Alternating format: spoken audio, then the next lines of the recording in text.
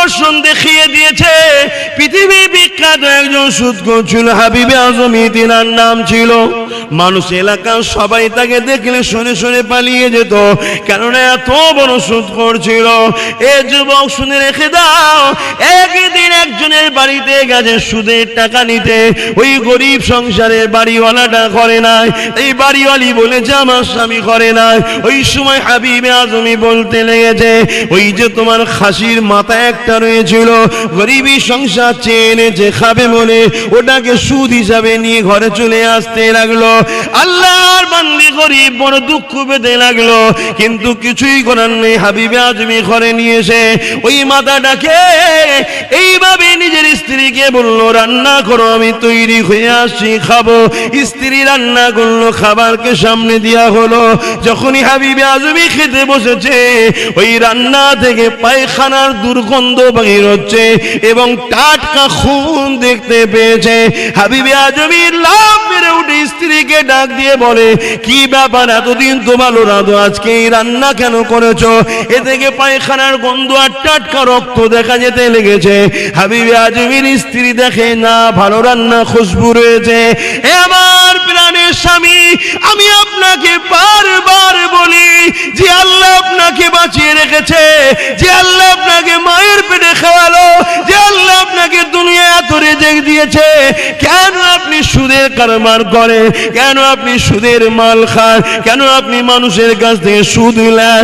এই জন্য হয়তো আল্লাহ আপনাকে এক মাস সুযোগ দিচ্ছে পরিবর্তন হবার জন্য, তাই আপনার নজরে রক্ত পায়খানার গন্ধ বেরোচ্ছে, কিন্তু আমি তো দেখছি না, ভালো ভালো কোনো কিছু দেখছি না।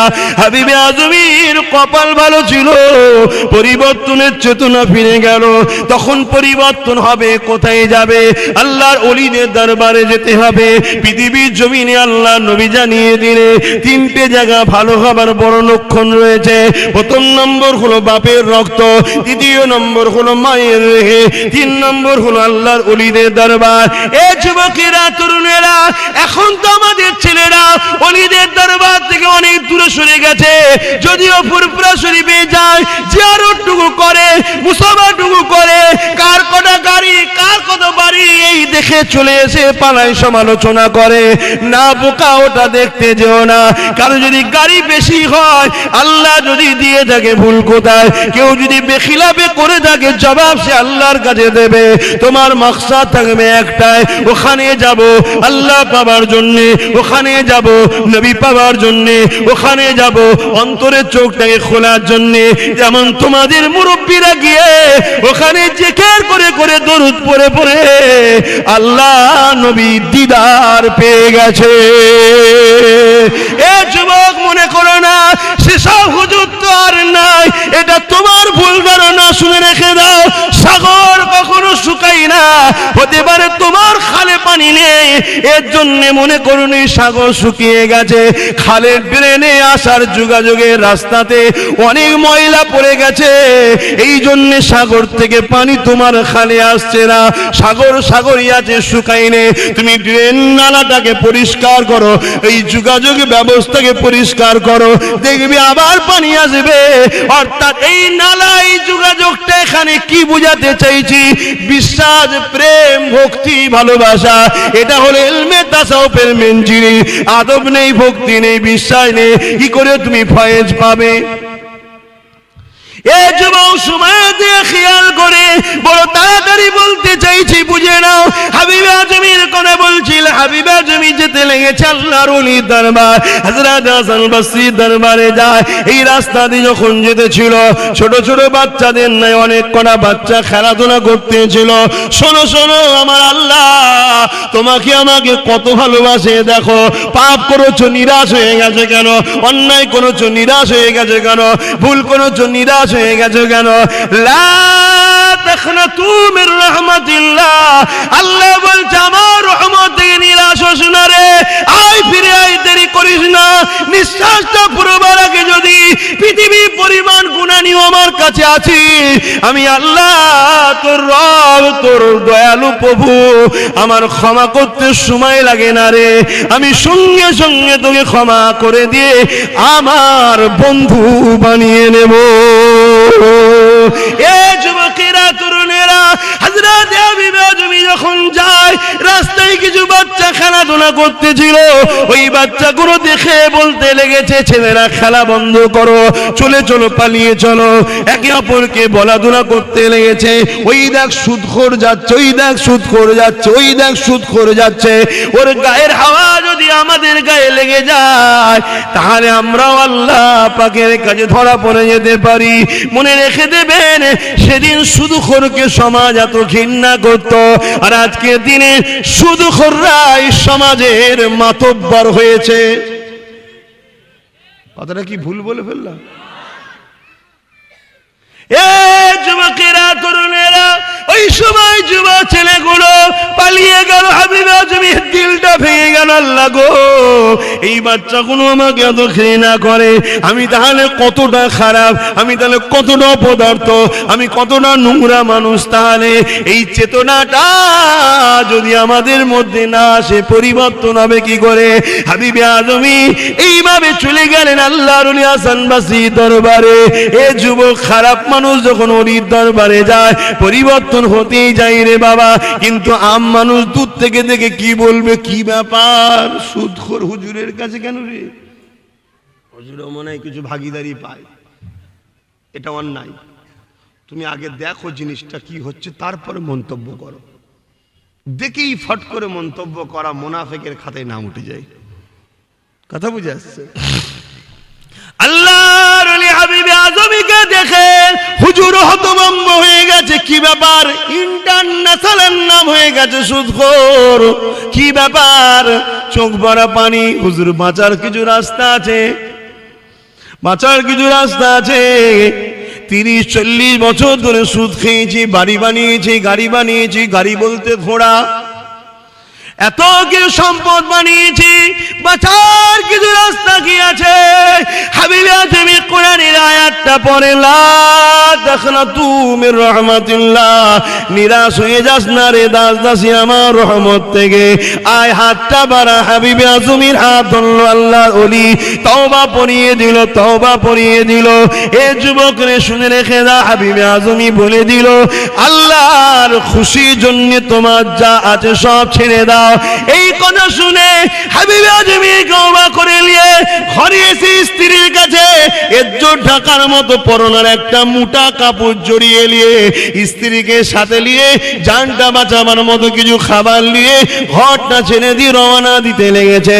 তার আগে একটা কথা বলে দিই, ওই যে বাচ্চাগুলো খেলাধুলা করতেছিল, যারা বলেছিল সুদখোর যাচ্ছে, সুদখোর যাচ্ছে, এই যখন হাবিবে আজমি তওবা করে ফিরে আসছিল, ওই ছেলেগুলো তখন আবার বলা কওয়া করছে, খেলা বন্ধ কর, খেলা বন্ধ কর। ওই দেখ, তওবাকারী আসছে, আল্লাহর বন্ধু আসতে লেগেছে।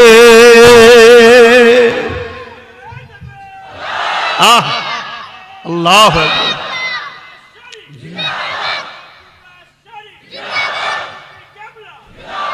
ভাই চিন্তা করুন, আল্লাহ কত ভালোবাসে।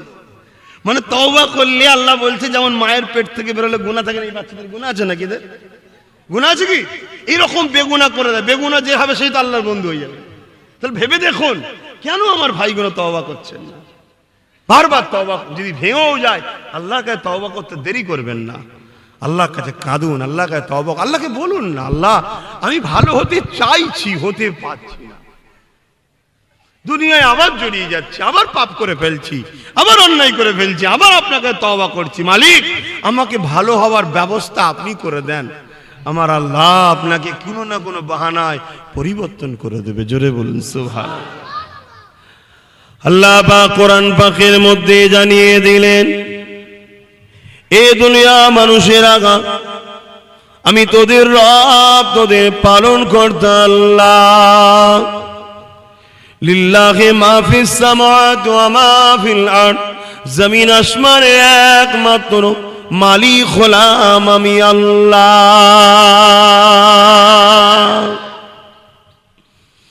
আমার সৃষ্টি কায়নাতের মধ্যে সব থেকে শ্রেষ্ঠ করেছি মানুষকে, এজন্য শ্রেষ্ঠ বানিয়েছি। ভালো মন্দ তোমাদেরকে জ্ঞান বিবেক বিবেচনা দিয়েছি, তোমাদেরকে আদমের সন্তান বানিয়েছি, তোমরা দুনিয়া জমিনের শ্রেষ্ঠ মানুষ। তোমাদের দুটো কাজ দিলাম, একটা হলো ভালো কাজ করবে, অন্যায়কে মিটিয়ে দেবে, ভালোর পক্ষে থাকবে, অন্যায় থেকে দূরে থাকবে, খারাপ কাজ করবে না, অন্যায়কে সাপোর্টও করবে না, ভালোকে সহযোগিতা করবে, অন্যায় থেকে দূরে থাকবে। আমার আল্লাহ পাক, আমি আব্বাস সিদ্দিকী জানতে চাই ভালো কাজ কোনটা আর খারাপ কাজ কোনটা? আল্লাহ কোরআনে জানিয়ে দিলেন, মাতাকুমুর রাসূল ফাখুযুহু ওয়া মা নাহাকুম আনহু ফান্তাহু। রাসূল যা করেছে, আদেশ করেছে মেনে নে, নবী যা নিষেধ করেছে ছেড়ে দে। নবীর আদেশটা মেনে নে, এটা হলো ভালো কাজ, নবীর নিষেধটা ছেড়ে দে, এটা হলো খারাপ কাজ। নবী সেই গুণকে নিষেধ করেছে যেগুলো আমার পক্ষ থেকে নিষেধ, যেগুলো খারাপ গুণকে নিষেধ করেছে। নবী আদেশ ওই গুণকে করেছে যেগুলো আমার পক্ষে ভালো, ওই গুণকে আদেশ করেছে। তাহলে আমাদের কাজ হলো আল্লাহকে খুশি করা। আল্লাহকে খুশি করতে গেলে আল্লাহ পাকের দাসত্ব করা, আল্লাহ পাকের দাসত্ব করতে গেলে ন্যায়ের পক্ষে থাকা, অন্যায় থেকে দূরে থাকা, এটা আমাদের কাজ।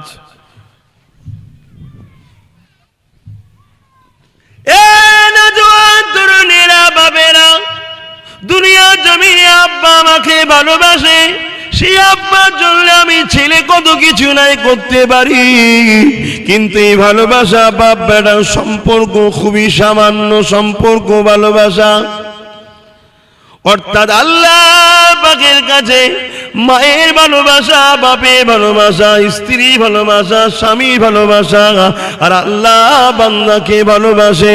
এই ভালোবাসার তুলনা যদি করা হয়, এই ভালোবাসা কোনো খুবই সামান্য, আল্লাহ এর থেকে অনেক অনেক অনেক গুণ বেশি আমাদেরকে ভালোবাসে।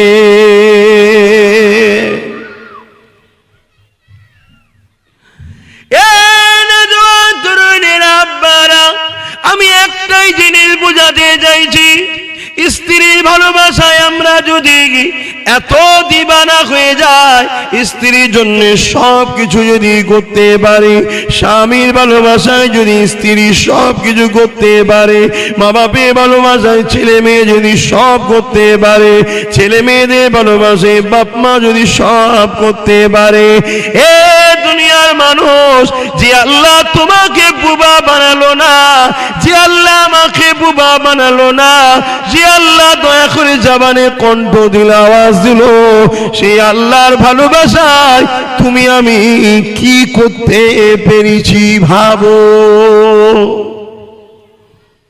ভাবতে হবে, ওয়াজ শুধু শোনার জিনিস নয়। আমার নবী ওয়াজ করতেন, আবু বকর সিদ্দিক শুনেছে, উমর ফারুক শুনেছে, উসমান গনি শুনেছে, মাওলা আলী শুনেছে, আবু জেহেলও শুনেছে, উদবাও শুনেছে, সাইবাও শুনেছে। ইনারা জান্নাতি ঘোষণা, ওরা জাহান্নামী ঘোষণা। কারণটা কি? ইনারা ওয়াজ শুনে ভেবেছে, ওরা শুধু শুনে গেছে, ভাবেনে। শুনছেন তো? ভাবুন।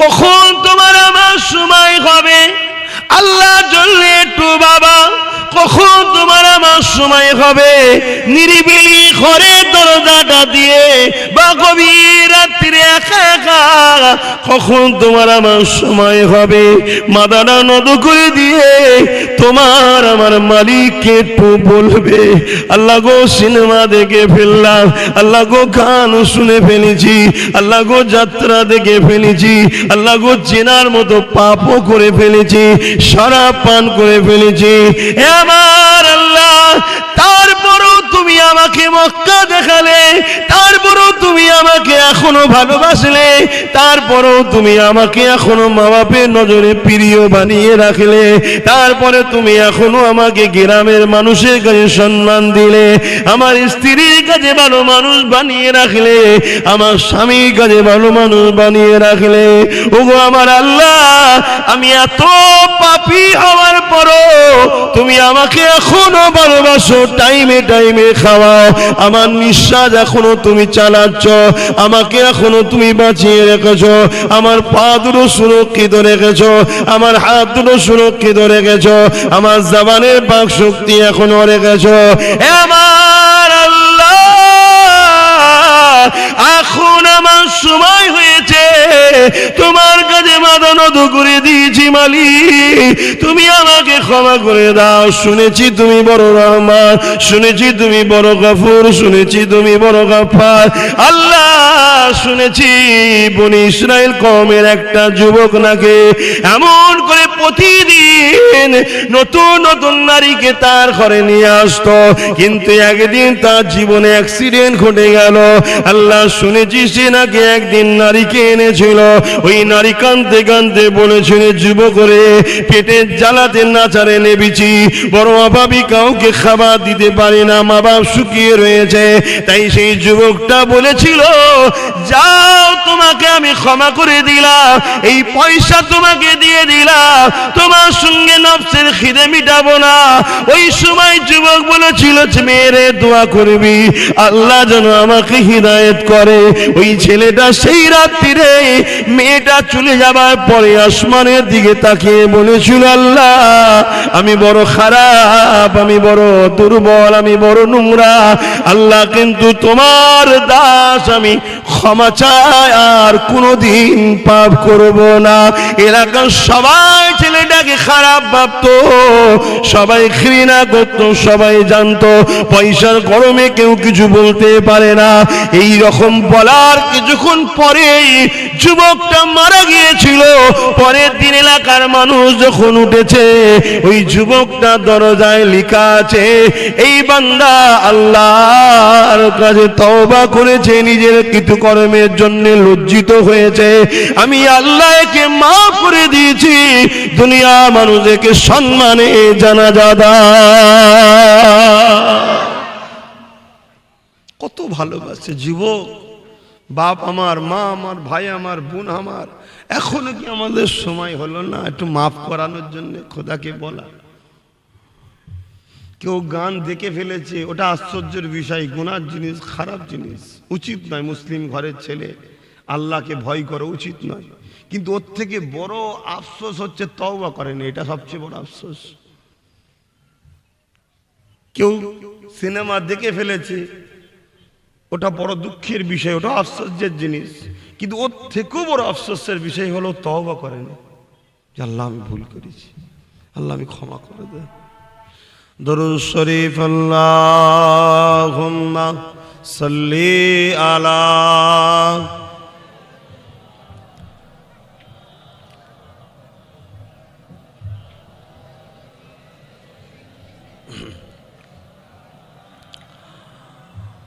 বারে বারে ভাবি একা বসে নিরালাই রে, পাখি হলে উড়ে যেতাম সোনার মদিনায় রে, সোনার মদিনায় রে। বুলবুলিরা কোথা যা উড়ে যাও কোথায় রে, আমার সালাম পৌঁছে দিও নবীজি রোজায় রে, নবীজি রোজায় রে। বারে বারে ভাবি একা বসে নিরালাই রে, পাখি হলে উড়ে যেতাম সোনার মদিনায় রে, সোনার মদিনায় রে আল্লাহুম্মা সাল্লি আলা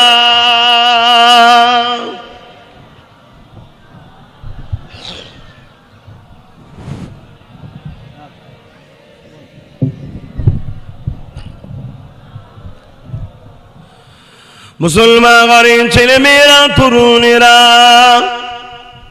এ নজওয়ানেরা এ আমার বোনেরা ভেবে নাও একটা জিনিস শুধু ভাবিয়ে দিতে লেগেছি কে তোমাকে এত সুন্দর করে বানালো যদি আল্লাহ তোমাকে দুটো চোখ না দিত বান্দারে তাহলে তুমি গান দেখতে যেতে পেতে না তুমি সিনেমা দেখতে যেতে পেতে না তুমি দুনিয়া জমিনে কোনো নোংরা জিনিস দেখতে পেতে না আমার আল্লাহ দয়া করে তোমাকে দুটো চোখ দিয়েছে গান দেখার জন্য নয় নোংরা জিনিস দেখার জন্য নয় বেসুরিয়াদি গান দেখার জন্য নয় যিনি চোখ দিয়েছে তিনি যাতে খুশি সে জিনিস দেখো আল্লাহর কুদরত নিদর্শনকে দেখো এই জমিন আসমানকে দেখো কিভাবে এই বিশাল আসমানটা বিনা খুঁড়িতে আল্লাহ দাঁড় করিয়ে রেখেছে এই বিশাল পৃথিবীটাকে আল্লাহ কিভাবে পানির উপরে ভাসিয়ে রেখেছে তুমি তোমার আব্বাকে দেখো তুমি তোমার আম্মাকে দেখো তুমি তোমার স্ত্রীকে দেখো তুমি তোমার স্বামীকে দেখো তুমি তোমার সন্তানদেরকে দেখো তুমি আল্লাহওয়ালাদেরকে দেখো এ যুবক যুবতীরা শোনো আল্লাহ দিয়া নিয়ামত চোখ নিয়ে মক্কা মদিনা দেখো শত শেষ কথা এই চোখ দিয়ে তুমি বেশি বেশি করে আল্লাহ পাকের কালাম কোরআন শরীফকে দেখো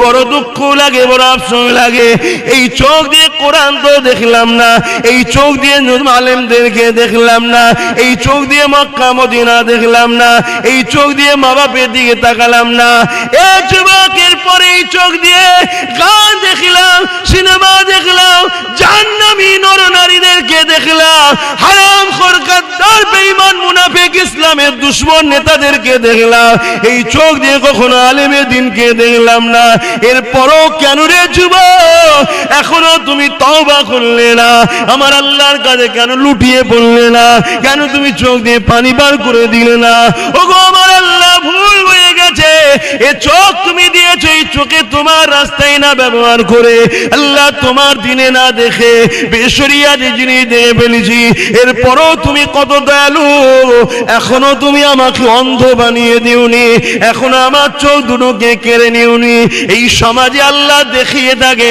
কাউকে চোখ দিয়ে আবার কেড়েও নিয়ে থাকে এ যুবক এখনো সময় আছে তুমি মসজিদে সিজদায় পড়ে যে চোখের কোনা দিয়ে পানি ছেড়ে দাও পানি ছেড়ে দাও আল্লাহ নবী জানিয়ে দেয় আমার উম্মত উম্মতিরা আমার আল্লাহ তো দয়ালু যদি তোমার চোখ দিয়ে পানি না বেরোতে চায় কান্নার মতো মুখটা করে নাও একজন মানুষ যেন বুঝতে পারে ওই বান্দাটা ওই বান্দিটা তার আল্লাহ পাকের কাছে কাঁদছে এরকমও যদি তুমি মুখটা করে নাও আমার আল্লাহ তো দয়ালু তোমার আমার জীবনের গুনাহ মাফ করে দেয়